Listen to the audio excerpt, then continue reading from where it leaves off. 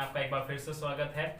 तो मैं Amit ji class 12th का आपको फिजिक्स पढ़ा रहा था और इस सीरीज में हम लोग काफ़ी आगे आ गए थे और लगभग 7 लेक्चर हम लोगों ने कवर कर लिए। आप लोग चैप्टर को फिनिश करने की ओर लगभग बढ़ रहे हैं। आज का लेक्चर और एक दो लेक्चर और लगेंगे, इसके बाद ये चैप्टर पूरी तरीके से कहीं भी एक सिंगल हेडिंग भी नहीं रह जाएगी जो यहाँ से छूटने वाली है। लेकिन याद रहे, इस चैप्टर से आप यकीन मानिए 3 से 4 मार्क्स का आपका कहीं जाने वाला नहीं है। आप लिख के ले लीजिए, मोस्ट इंपोर्टेंट डबल टिक कर लीजिए। जो इंपॉर्टेंट पार्ट थे मैंने यहाँ लिखवा दिया था कि कौन सा पार्ट इंपॉर्टेंट है। चलिए, इलेक्ट्रिक फ्लक्स हमने कवर कर लिया था, लेकिन कुछ चीज़ उसमें छूट गई थी। एक चीज़ मैंने उसका यूनिट बताना भूल गया था, तो आज हम थोड़ा इलेक्ट्रिक फ्लक्स जो कि हम उसका यूनिट आपको बताते हैं कि यूनिट क्या होता है। ठीक है, तो फाई बराबर जो हमारा निकल के आया था, फाई बराबर फाई ई बराबर निकल के आया था E D S cos theta, E D S cos theta निकल के आया था। अगर हम इसकी यूनिट की बात करें तो यूनिट क्या हो जाएगी, देखो ध्यान से। अब यूनिट लेना है तो यहाँ से बनेगी, क्योंकि जो फाई ई बराबर जो हमने निकाला था एक फॉर्मूले से, phi E is equal to होता है ई इंटू ए या E into S, surface area और इंटेंसिटी ऑफ इलेक्ट्रिक फील्ड। तो इंटेंसिटी ऑफ इलेक्ट्रिक फील्ड का यूनिट क्या होता है, Newton per coulomb, Newton per coulomb, क्योंकि हम जानते हैं कि E is equal to F upon क्या होता है, Q naught, newton per coulomb, into surface area ds, area का यूनिट क्या होता है मीटर स्क्वायर, तो मीटर स्क्वायर, तो यूनिट क्या बन गई हमारी newton metre square upon coulomb, newton metre square upon coulomb. एक और यूनिट देखो पहले सामने, एक यूनिट और होती है, और दूसरी यूनिट क्या होती है, देखो ऐसे E इज इक्वल टू, एक और फार्मूला बताया था मैंने स्टार्टिंग में, E is equal to V upon D. तो यहां से देखोगे तो वोल्ट अपॉन मीटर, तो अगर हम कहें volt upon metre into surface area है ds इनटू मीटर, इसका भी होगा volt upon metre into metre का स्क्वायर, ये जो एरिया है तो मीटर के स्क्वायर से 1 मीटर स्क्वायर कट जाएगा, तो यूनिट हमारी क्या आ जाएगी, यहाँ देखिए यूनिट हमारी एक और यूनिट आ जाएगी, वो क्या आ जाएगी वोल्ट इनटू मीटर। ठीक है, तो एक यूनिट हो गई हमारी वोल्ट इनटू मीटर और एक यूनिट हमारी हो गई Newton metre square upon coulomb. तो इस तरह से इलेक्ट्रिक फ्लक्स हमारा पूरा फिनिश हो जाता है। ठीक है, देखिए जैसे तो अब हम बात करते हैं सॉलिड एंगल की। सॉलिड एंगल में क्या है, solid angle, angle subtended by a surface at a point is known as the solid angle, यानी कि कोई भी सरफेस है, उस सरफेस के किसी भी पॉइंट से जो एंगल बनाया जाएगा उसको सॉलिड एंगल कहेंगे। जैसे कि मेरे हाथ में कुछ, सपोज करो, हाँ ये क्या ले लूँ मैं, कुछ ले सकता हूँ क्या, यहाँ पर कुछ ऐसा है, ये ले लेना डस्टर। ठीक है, सपोज करो ये डस्टर है और ये सॉलिड है पूरा। ठीक है, अगर मैं इसके किसी अंदर पॉइंट पर बाहर की तरफ एक दो लाइनें खींचूं, बाहर की तरफ कोई एंगल बनाऊं, तो उस पॉइंट पर बने हुए एंगल को देखो कैसे समझ लेते हैं। मान लो कि हमारे पास कोई सॉलिड है, सर मान लो कि हमारे पास कोई सॉलिड है, जैसे मान लो ये सॉलिड है। ठीक है, अब इस पर क्या किया हमने, एक पॉइंट पर यहाँ पर इसके सेंटर पे ऐसे एंगल सबटेंड किया और ये एंगल हमने इसको ओमेगा से रिप्रेजेंट किया। तो अब ये पूरा का पूरा एंगल ये सॉलिड था, ये जो स्फीयर है ये कैसा है, पूरा का पूरा सॉलिड है। अब यहाँ पर जो एंगल हमने सबटेंड किया, ये जो एंगल बनाया उसके सेंटर, सपोज करो आपके हाथ में बॉल है और बॉल भी कैसी, मिट्टी की बॉल है। ध्यान रखना, मिट्टी की बॉल में आपने क्या किया, एक कोन को फिक्स कर दिया। मिट्टी की बॉल में, गीली मिट्टी की बॉल में एक कोन आता है स्क्रीन कोन, उसको फिक्स कर दिया तो उतनी मिट्टी हट जाएगी। अब जो उतनी मिट्टी हट जाएगी तो उसके अंदर भी कोन का एक शेप बन जाएगा। वो कोन का जो शेप बन गया है वही हमारा क्या है, सॉलिड एंगल है। यानी कि ये जो पूरी मिट्टी की बॉल थी, हमने क्या किया, इस कोन को फिक्स कर दिया। इस कोन को जब बाहर निकालेंगे तो ऐसे अंदर खोखला हो जाएगा और ये जो एंगल बना इसको क्या बोलेंगे, सॉलिड एंगल। जैसे कि मान लो देखो इधर, अब क्या है कि ये मान लो हमारे पास एक सॉलिड एंगल था, ये हमारे पास सॉलिड एंगल था और जिसको हमने कहा कि ओमेगा से रिप्रेजेंट कर रहे हैं। ठीक है, तो अगर ये मेरे पास सॉलिड एंगल है, हम इसके एक छोटा सा पीस ले लें, मान लो अंदर इसके छोटा सा ये ले लिया।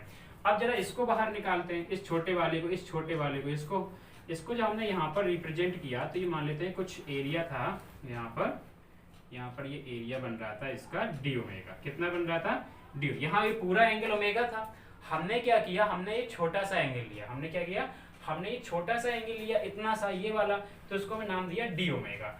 अब डी ओमेगा दिया तो अगर पूरी सरफेस ये एस थी तो इतनी सरफेस कितनी होगी ds।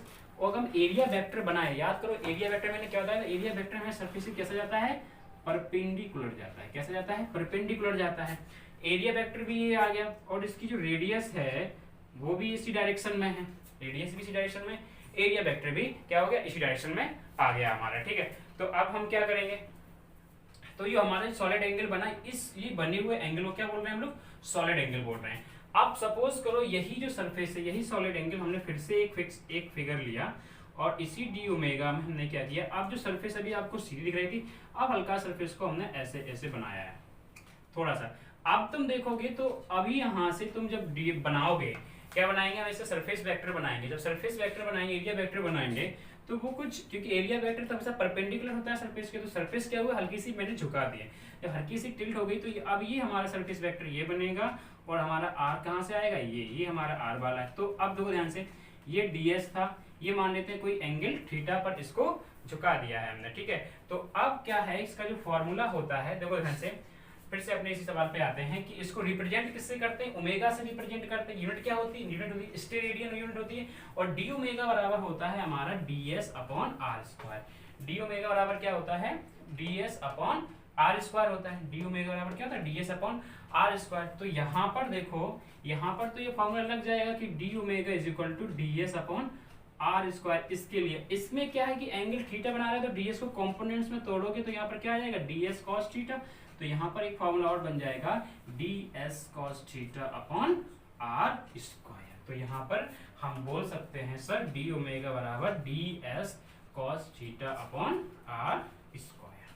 क्या आ जाएगा, ds cos theta upon are square आ जाएगा। ठीक है, समझ गए ये वाला। तो यानी कि ये क्या होता है, सॉलिड एंगल, यानी कि सॉलिड एंगल किसी सॉलिड या किसी भी सरफेस के अंदर किसी पॉइंट पर बना हुआ एंगल क्या कहलाता है, सॉलिड एंगल कहलाता है। किससे रिप्रेजेंट करते हैं, तो रिप्रेजेंट किससे करते हैं, ओमेगा से रिप्रेजेंट करते हैं। फॉर्मूला यूनिट क्या होती है, स्टेरेडियन होती है, और डी ओमेगा बराबर formula ds upon are square, की पर यूनिट स्क्वायर एरिया में अपॉन आर स्क्वायर से क्या कर देंगे, डिवाइड कर देंगे।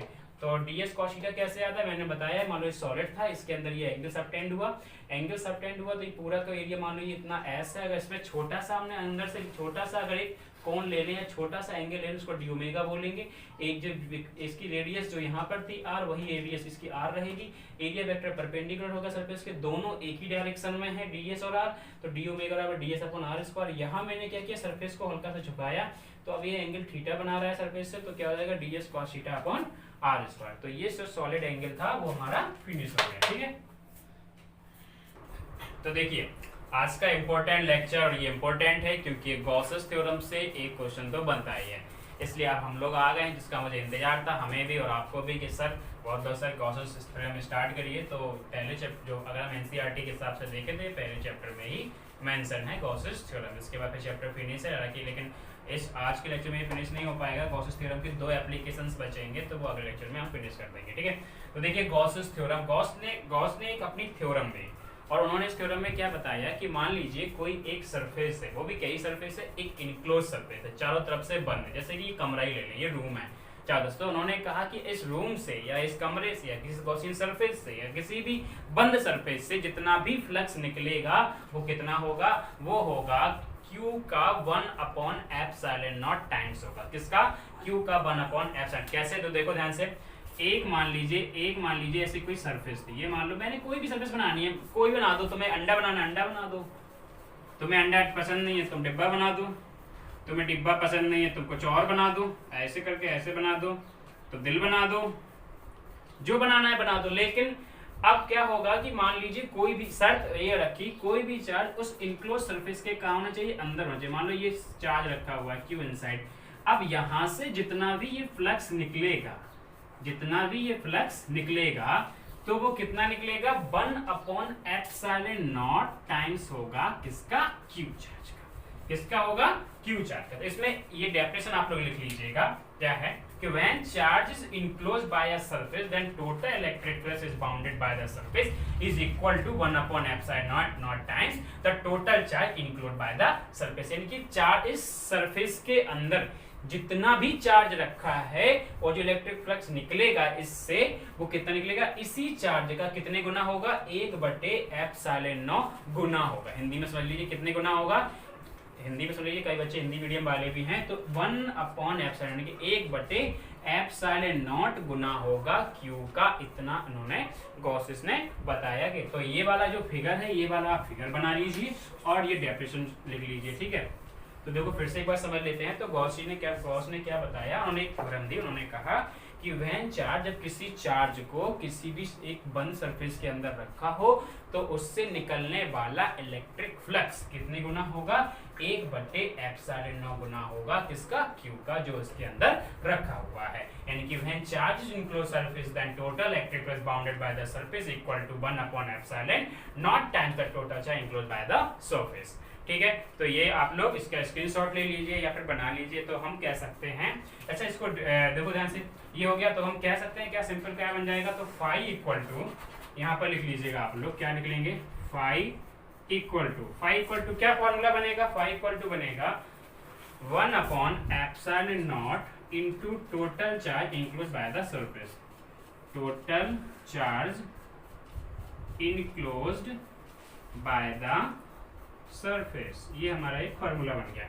अगर हम इसको मैथमेटिकली देखें तो कितना बन जाएगा, मैथमेटिकली देखें तो कितना बन जाएगा, देखो ध्यान से, मैथमेटिकली देखते हैं इसको, तो देखो ध्यान से, मैथमेटिकली में देखते हैं, ये वैसे मैथमेटिकली था, ठीक है। तो मैथमेटिकली में कैसे, phi is equal to epsilon not times किसका, क्यू का, ठीक है। तो ये आप लोग बना लीजिए। तो क्यू कौन सा रहेगा, क्यू इनसाइड, जो कि सरफेस के अंदर रखा हुआ है। कहां पर रखा हुआ है, सरफेस के, ये जो अंदर रखा हुआ है इसका 1/एप्सिलॉन नॉट टाइम्स होगा। क्यों होगा, समझ में आ गया, ठीक है। फिर कोई बात, देखिए तो अब गॉसेस थ्योरम में मैंने बता दिया कि गॉसेस थ्योरम क्या होती है। अब गॉसेस थ्योरम को प्रूव करते हैं। प्रूव क्या करना है हमको, phi is equal to epsilon not times. तो एक प्रूफ आ भी जाता है और इसका डेरिवेशन इसका करते हैं कि कैसे ये आए। मान लीजिए आपके पास एक स्फीयर है, ठीक है। मान लीजिए आपके पास क्या है, एक स्फीयर है, एक ये स्फीयर है, ठीक है। बड़ा बन गया, नहीं ठीक बना, ठीक है ना, चल जाएगा काम। अब एक स्फीयर है, अब इसका स्फीयर में यहाँ पर सेंटर पे इसके रखा हुआ है चार्ज, क्या रखा हुआ है, चार्ज रखा हुआ है, और इसकी ये रेडियस कितनी है, r रेडियस का एक स्फीयर आपने माना है। इसकी सरफेस पे आपने एक एंगल बनाया, सॉलिड एंगल। इसकी सरफेस पे हमने यहाँ पर छोटी सी इसमें क्या ली थी, एक सरफेस हमने सिलेक्ट कर ली, छोटी सरफेस सिलेक्ट कर ली। इस सरफेस का एरिया वेक्टर बनाएंगे तो कैसे बनेगा, ये पूरा का पूरा ds वेक्टर ये बनेगा। बनेगा नहीं बनेगा, हाँ बनेगा। सर इससे प्लस क्यू चार्ज रखा था, इससे अगर तुम इंटेंसिटी ऑफ इलेक्ट्रिक फील्ड बनाओ, जहां तुमने एरिया वेक्टर सिलेक्ट किया है, तो वो भी कहाँ पर आएगी, इसी डायरेक्शन में आएगी, ई भी। क्यों, हमेशा क्या होता है, क्यू से इलेक्ट्रिक फील्ड लाइन क्या होती है, हमेशा दूर जाते हो। क्यू यहाँ है और आप पॉइंट पी यहाँ पर सिलेक्ट कर रहे हो, यहाँ पर सिलेक्ट कर रहे हो, तो पॉइंट पी पर ई का डायरेक्शन भी ये रहेगा और पॉइंट पी से एरिया वेक्टर भी ये रहेगा, दोनों सेम डायरेक्शन में रहेंगे कि नहीं रहेंगे। अब क्या है कि चूंकि एकेडमिक का क्वेश्चन है, अगर कंपटीशन का होता तो तुम्हें कोई दिक्कत नहीं थी, तुम्हें तो ये रिजल्ट याद रखना है। लेकिन अगर ये एकेडमिक का क्वेश्चन है तो आपको थोड़ी सी लैंग्वेज से लिखनी पड़ेगी कि आपने क्या किया है। तो आपने क्या किया है, आप लिखेंगे, इसमें लिख लीजिए, consider the total flux through a sphere. हम लिख देते हैं, consider the total flux, consider the total flux through the sphere, through the, कितना है, consider the total flux through the sphere of radius r, of radius r, radius r का sphere है, radius r, which enclose a point, which enclose a point charge q of its center, charge q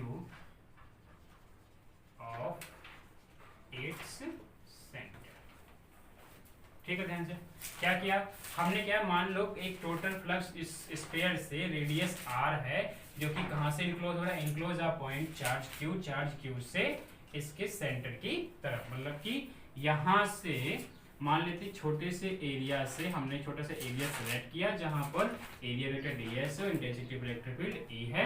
तो ये जो total flux जो निकला है through the sphere, through the पूरा sphere of radius are के स्फीयर से, जो कि विच किस पॉइंट से, विच इंक्लूड एक पॉइंट है जो किससे घिरा हुआ है, एक क्यू चार्ज इसके अंदर रखा हुआ है। कहां पर, इसके सेंटर पर रखा हुआ है। और इस चार्ज की वजह से आपको क्या निकालना है, इस स्फीयर से निकलने वाला इलेक्ट्रिक फ्लक्स आपको निकालना है। मतलब इस स्फीयर से निकलने वाला इलेक्ट्रिक फ्लक्स निकालना है। चार्ज क्यों कहाँ रखा हुआ है, आप यहाँ पर अंदर रखा हुआ है। तो हम लोग क्या करेंगे, हम लोग लिखेंगे the flux through an area element, the flux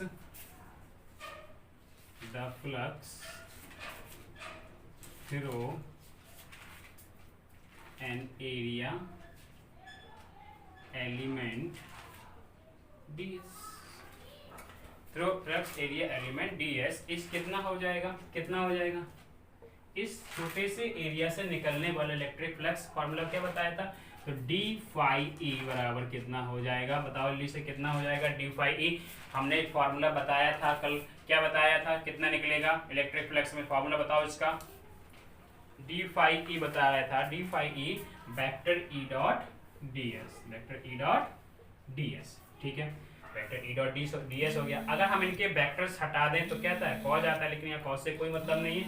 अब देखो ध्यान से, रिकॉर्ड हो रही है, तो देखो ध्यान से, अब क्या है कि इस पूरे जो मैंने बताया कि इससे निकलने वाला फ्लक्स हमें प्रूव करना है कि इतना गुना होता है इस सरफेस के अंदर क्यू चार्ज रखा हुआ है। तो मान लिया कि the flux through an area element, एक छोटे से एरिया से, ठीक है, तो हम लोग कैलकुलेट करना है कि इसके एक गॉसियन सरफेस है, गॉसियन सरफेस में हमने क्या लिया, स्फीयर लिया, स्फीयर के अंदर चार्ज है, और चार्ज इस सरफेस से निकलने वाला फ्लक्स कितना आएगा, या सीधा पूछेगा प्रूव करिए कि इतना गुना होता है, कितना, 1/ε। तो हमने क्या किया, the flux through an area element, इस छोटे इतने से सरफेस का मुझे नहीं पता, लेकिन अगर हम जितने से एरिया का निकाल लेंगे फिर उसका इंटीग्रेशन कर दें, या उसको सब इतने छोटे छोटे डीएस सभी जगह अगर हम छोटे छोटे डीएस सेलेक्ट कर लेंगे और पूरे का क्या करते हैं, इंटीग्रेशन करते हैं, सबको जोड़ दें, कुछ भी कर ले तो टोटल निकल आएगा।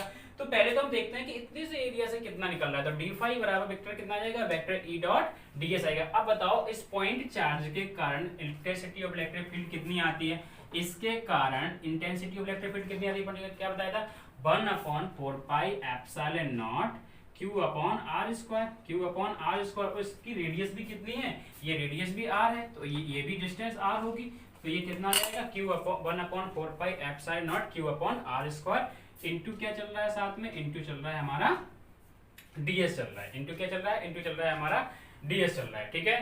तो ये हमारा हो गया 1/4 pi epsilon not into ds। अब मैं क्या कर रहा हूं, देखो ध्यान से, ds and r R in same direction,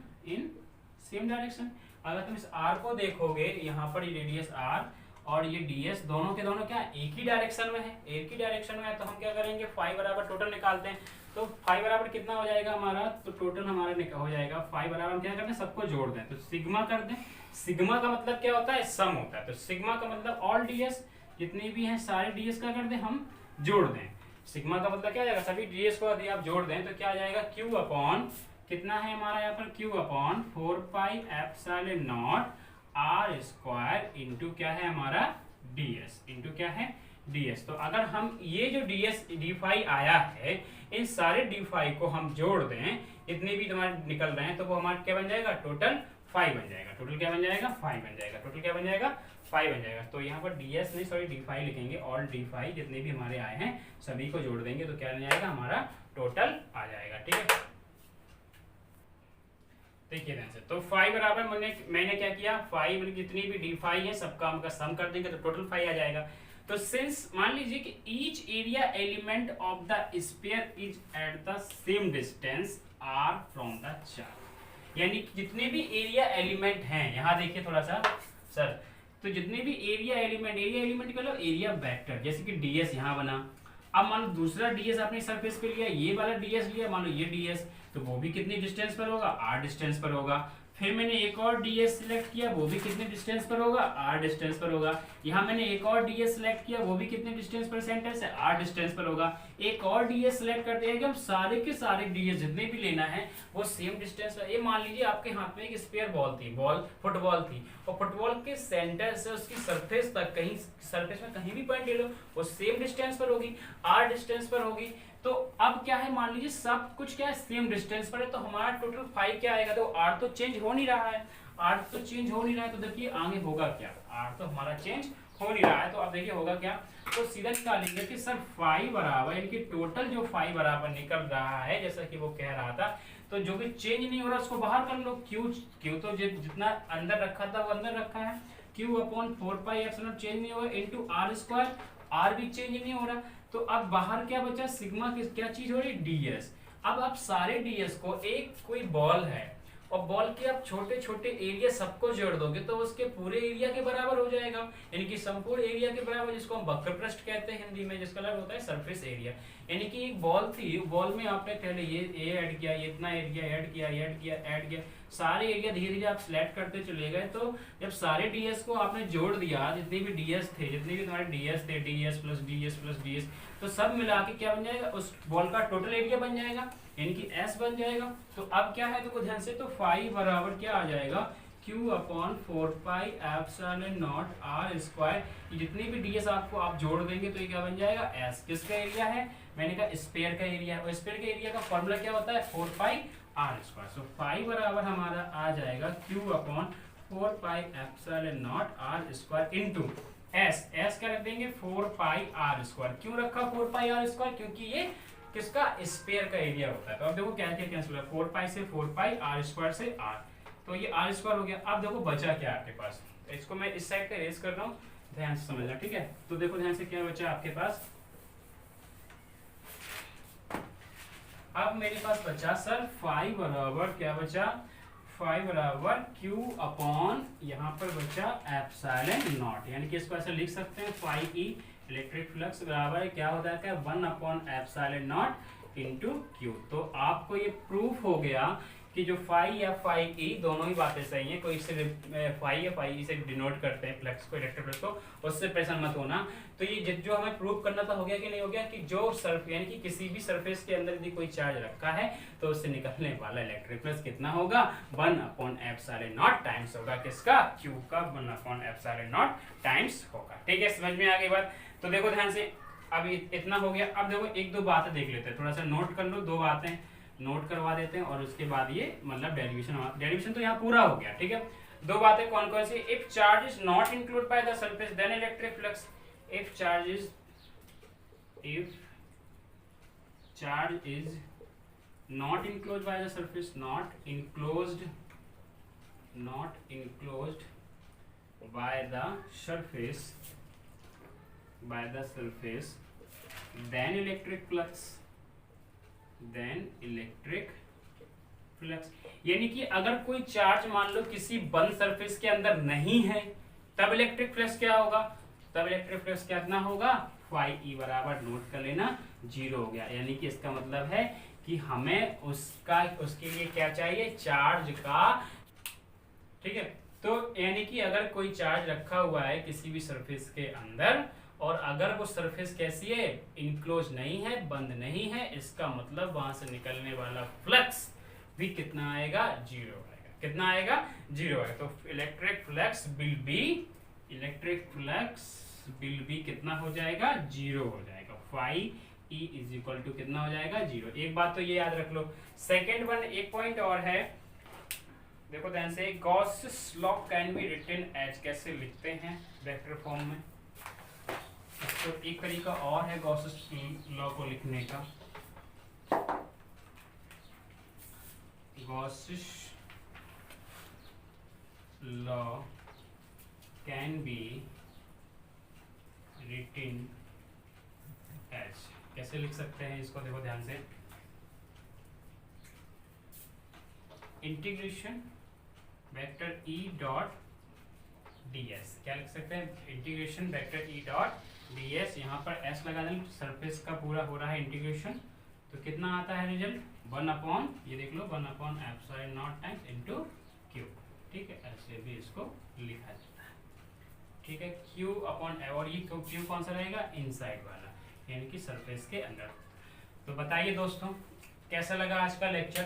आज हमने पूरा का गॉसेस थ्योरम स्टार्ट कर दिया है और अगले लेक्चर में अगले 1-2 लेक्चर और लगेगा पूरा गॉसेस थ्योरम स्टार्ट है। आज इसका डेरिवेशन था, बताना कंपलसरी था कि गॉसेस थ्योरम क्या होती है और इसका डेरिवेशन कि भाई प्रूव करिए phi is equal to 1/ε0 times होता है। तो आज हमने प्रूव भी कर दिया, 2 पॉइंट्स भी इसके बता दिए। यदि सरफेस इनक्लोज नहीं होगी तो क्या होगा, फाई का वैल्यू कितना आएगा, 0 आएगा। क्यों आएगा? क्योंकि जब वो चार्ज अंदर रखा हुआ है तो निकलने वाला फ्लक्स जो इतने टाइम्स आ रहा था वहाँ इनक्लोज सरफेस ही नहीं है, खुली सरफेस है। तो वहां पर क्या होगा, जब खुली सरफेस है तो वहां पर तुम्हारा इलेक्ट्रिक फ्लक्स कितना बन जाएगा, 0 बनेगा। ठीक है, तो आज के लिए बस हम इतना ही रखेंगे। नेक्स्ट लेक्चर पे हम इसके गॉस थ्योरम के एप्लीकेशंस के बारे में जानेंगे कि एप्लीकेशंस के आपके 2 एप्लीकेशंस होंगी, वो हम दोनों के दोनों इसमें बताएंगे और इससे ये भी प्रूव करेंगे गॉसेस थ्योरम की सहायता से। हम लोग कौन सा याद करो, वो कूलम्स लॉ को हम गॉसेस थ्योरम से प्रूव करके दिखाएंगे। ठीक है, थैंक यू क्लास। आप लोग बस एक काम कीजिए, अगर वीडियो को हम लोग क्या कोशिश नहीं है तो अगर आप लोगों को अच्छा लगा है तो प्लीज़ लाइक और शेयर और सब्सक्राइब जरूर कर दें। शुक्रिया।